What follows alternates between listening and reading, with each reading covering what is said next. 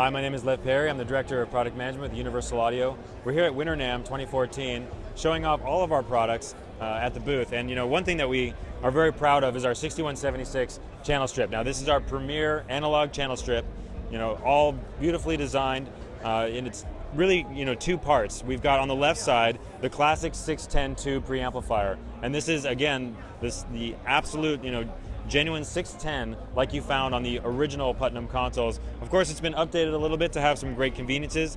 Things like the more variable EQ. You've actually got 3 frequency points, 7K, 10K, and 4.5K. And again, you've got gain boost up to 9 dB and cut up to 9 dB. So again, you can go through and really add amazing, high-end, or if you're looking for something a little bit more in the sibilance range, you can either boost or cut that. And on the low end, 70, 200, and 100 hertz, and again a boost of 9 and a cut of 9. So again, you can really add amazing chest resonance, or you can get rid of mud. Really easy to use EQ, great sounding EQ.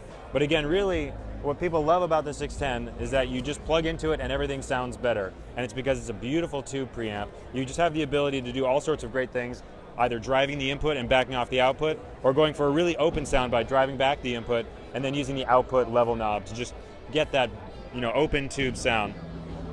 On the front, we've got a dedicated high Z input. You just plug that in, and you can plug in a bass or a guitar.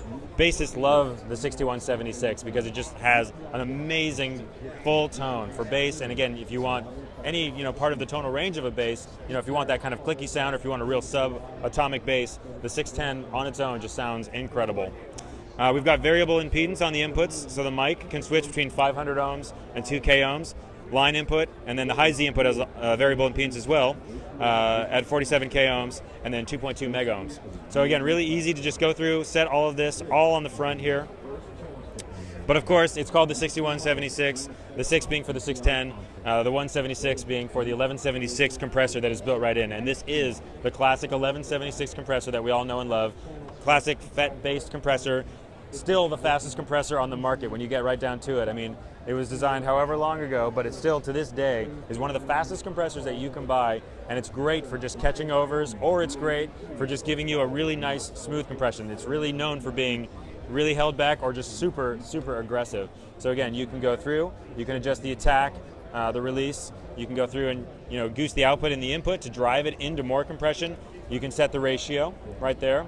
And the last knob on here is a really convenient thing. Of course, we've got this beautiful analog VU meter, and you can actually switch it between monitoring the preamp, monitoring the gain reduction of the 1176 compressor, and really just going between all those input and output stages. Now, the other thing that's really great about the 6176, as I mentioned, it's our premier channel strip. You can actually get to the preamp and the 1176 separately. So for those of you guys who are wanting to just address the 1176 or just use the tube preamp, you can do that. But there's a great switch here that just joins them together. So you would go in to the out of the compressor, and it just goes through the full signal chain.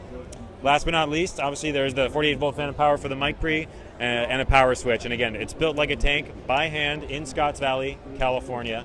Very proud of that. We make all of our analog gear just like we did 50 years ago when Universal Audio started. And again, very proud of that. And we have that sort of that reputation for knowing what the hardware is like. And then of course we also do plug-in emulations of these things to exacting details. So we really have that methodology of engineering and design from analog to digital. So that's the 6176. Thank you so much for checking it out. More information at uaudio.com.